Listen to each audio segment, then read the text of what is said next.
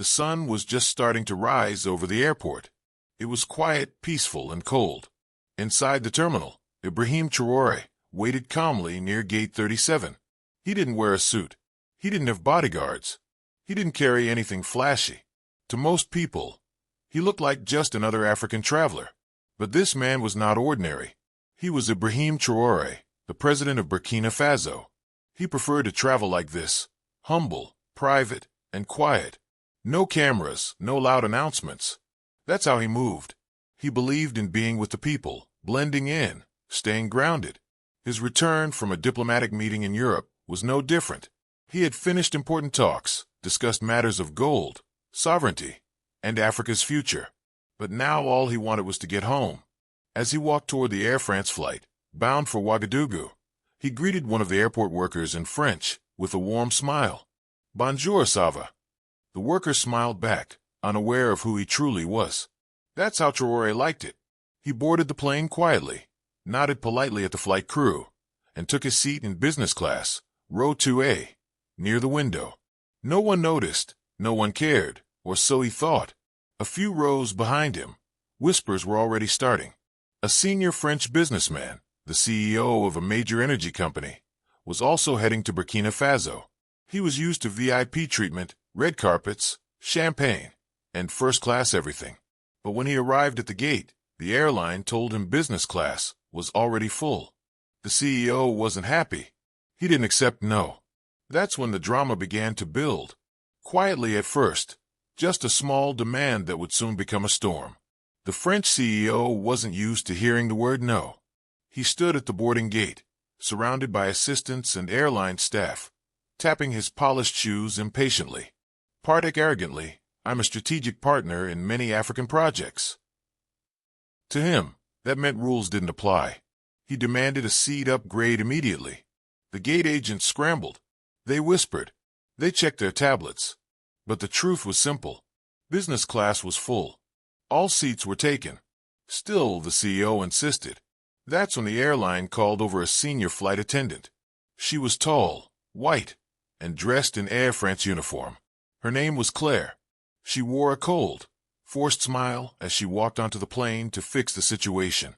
Once inside, Claire scanned the cabin with sharp eyes, like she was hunting for something or someone. Her eyes paused for a moment when she saw a dark-skinned man in seat 2A. Ibrahim Traore sat quietly, reading something on his phone, calm as always. She looked again. No expensive watch, no assistant, no sign of power, just a black man in a hoodie. She leaned toward another attendant and whispered, "Probably a mistake."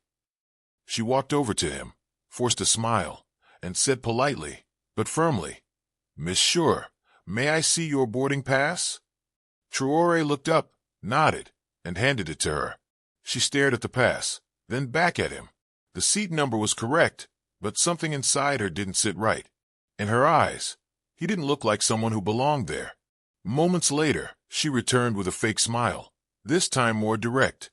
"Sir, I'm sorry, but we may need to move you to accommodate another passenger. Would you mind relocating to economy? We will compensate you." If you are enjoying this story, kindly do us a favor and subscribe to our channel. It is free and won't cost anything, but it means a lot to us. We are just a small channel trying to grow. Thank you. And back to the video. There it was, the insult. Quiet but sharp. Ibrahim Traore raised an eyebrow. "And why me?" he asked calmly. "No reason, sir," she said, trying to keep her cool. "Just a small adjustment for our guest." "A guest more important than me?" he asked, voice still calm. Claire didn't answer. She only smiled. Other passengers glanced over, sensing something wrong, but no one said a word. And Ibrahim, he just sat back quietly and said, "No, I will remain in my seat." The tension had started, but the storm was still coming. Claire was stunned. No, a man like him saying no to her.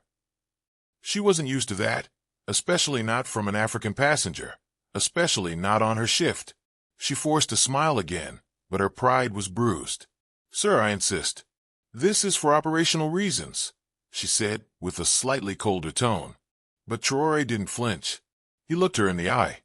"If it's operational, then please explain why I'm being asked and not anyone else." Claire hesitated. She wasn't prepared for this kind of calm resistance.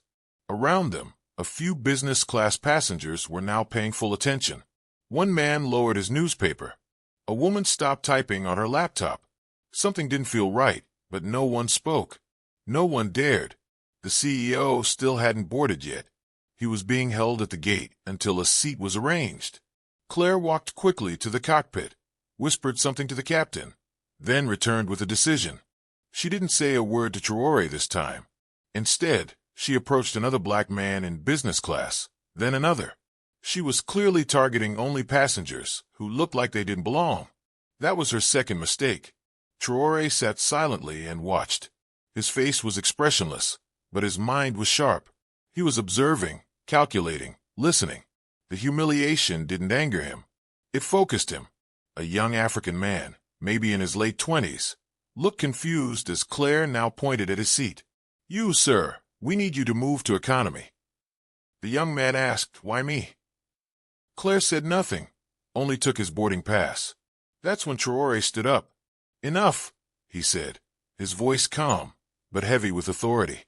"You are making decisions based on skin, not on tickets. That's called discrimination." Claire turned, a bit shaken. "Sir, I'll have to ask you to sit down. Please don't cause a scene." Traore looked her straight in the eyes. For a second, her breath caught. There was something about his stare. Steady, fearless, powerful. But she still didn't know who he really was. To her, he was just another passenger acting like a troublemaker. She walked off again, fuming inside. To her, this was getting out of hand. "These people," she muttered under her breath in French, always making noise. The CEO was finally brought on board. Claire greeted him with extra politeness, offering him a glass of champagne. "We're fixing the seating issue, sure," she said. Meanwhile, Traore sat back down. He put on his seat belt. His fingers calmly tapped the armrest. He didn't need to say a word because soon the entire world would know what had just happened and who exactly had been insulted. The CEO settled into business class like a king returning to his throne. He didn't even glance at Ibrahim Traore as he passed by him. Claire, the flight attendant, made sure he was comfortable, adjusting his seat, handing him warm towels, and offering him another glass of champagne. The message was clear. You matter. That man does not. The plane taxied down the runway and soon took off into the sky, leaving behind French soil, but carrying with it a moment that would soon shake two nations. If you are enjoying this story, kindly do us a favor and subscribe to our channel. It is free and won't cost anything, but it means a lot to us. We are just a small channel trying to grow. Thank you. And back to the video. Inside the cabin, everything looked normal. Passengers relaxed. The seatbelt signs turned off. But beneath the surface, something powerful was growing. An invisible storm waiting to burst. Traore remained calm. He didn't complain. He didn't raise his voice. He didn't call anyone or reveal his identity. He just sat quietly like a man watching a movie unfold, knowing exactly how it would end. Meanwhile, Claire avoided looking at him. Something about his presence unsettled her, but she pushed it aside. Mid-flight, she returned to his seat with a forced grin. "Would you like anything to drink, sir?" He glanced at her. "Water is fine." She nodded quickly and walked away. No apology, no courtesy, no respect. The CEO, on the other hand, was treated like a celebrity. Claire laughed at his jokes, leaned in when he spoke, and asked about his important projects in Africa. He replied arrogantly, "Burkina Faso is lucky to have us. We're bringing order to chaos." Claire nodded in agreement, completely unaware that the very man he was insulting was sitting just 2 rows away. One woman in the cabin, an African nurse returning home to Bobo Diosso, noticed everything. She shook her head and whispered to her neighbor, "That's our president. They don't even know who they're humiliating." Her neighbor's eyes widened in disbelief, but they said nothing. The president clearly didn't want attention, and no one wanted to break the silence. Hours passed. The lights dimmed. Most passengers slept, but Ibrahim Traore remained awake, looking out the window at the clouds. He wasn't angry. He was patient, and when the wheels touched the ground in Ouagadougou, that patience would become history. The plane began its slow descent into Ouagadougou. The cabin lights flickered on. The captain announced their approach in French and English. Passengers stretched, fastened their seat belts, and prepared to land. Claire walked through the aisle with her clipboard, still smiling at the CEO and ignoring Ibrahim Traore completely. Outside, the view was breathtaking. Golden sun over red soil, the city below waking up as the aircraft glided down. But what no one inside the plane could see just yet was the growing convoy waiting at the airport. Rows of black SUVs, military vehicles, and a presidential escort forming on the tarmac. Inside the cabin, whispers started spreading, only softly at first. "I see soldiers. Are we landing into a war zone?" One foreign passenger asked nervously.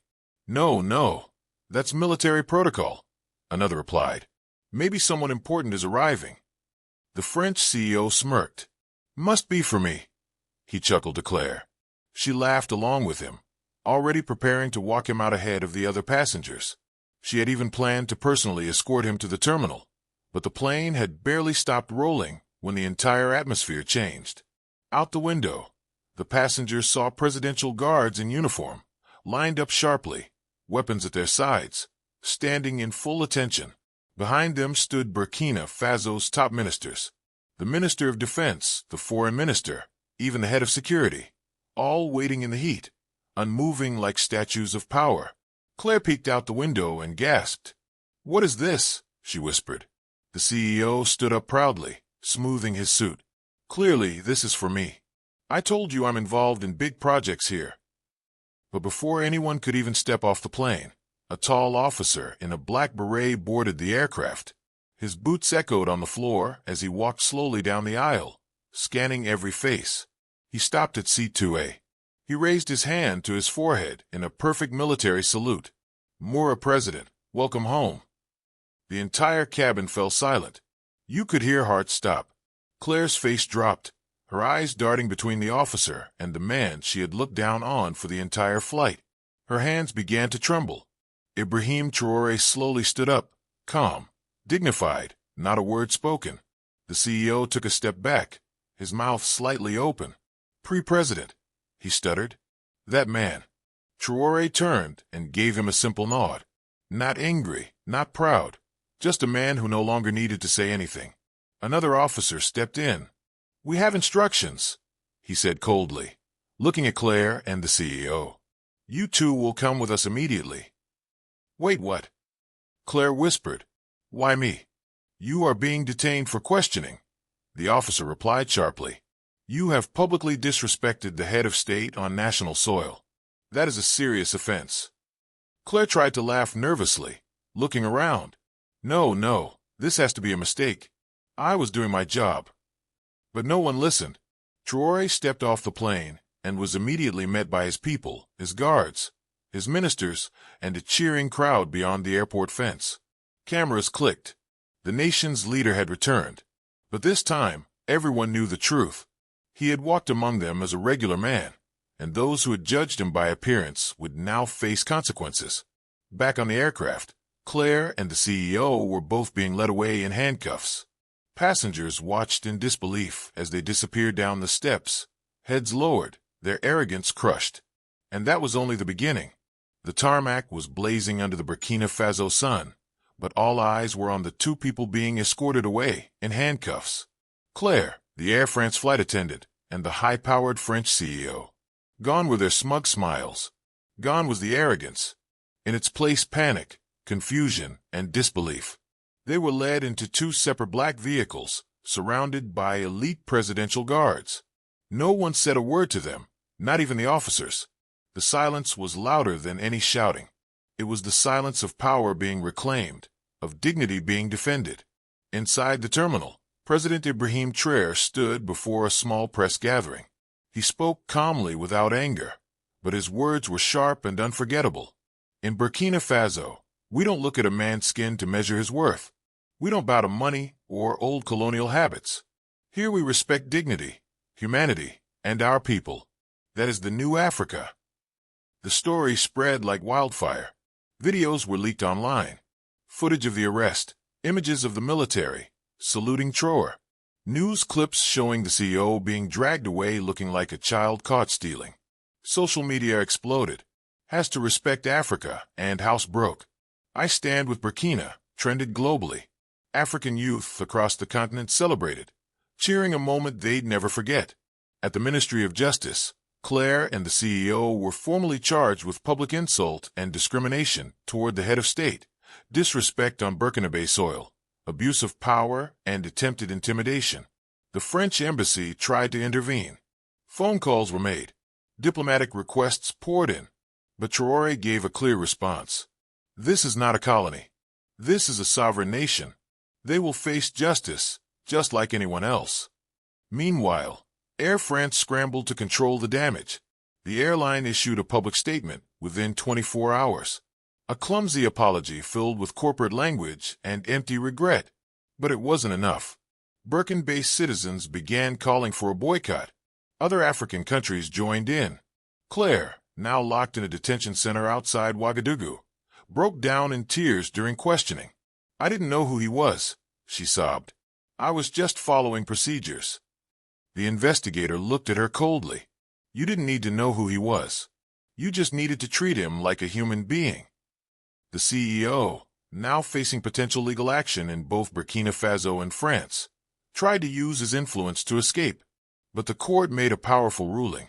No immunity, no special treatment. Let justice be equal. Traore never gloated. He never once mocked them. He simply returned to the presidential palace and continued his work, building roads, empowering young people, strengthening the military, defending the land. But that moment on the plane became legend. A quiet man in a hoodie, a flight attendant with prejudice, a CEO blinded by pride, and a landing that changed everything.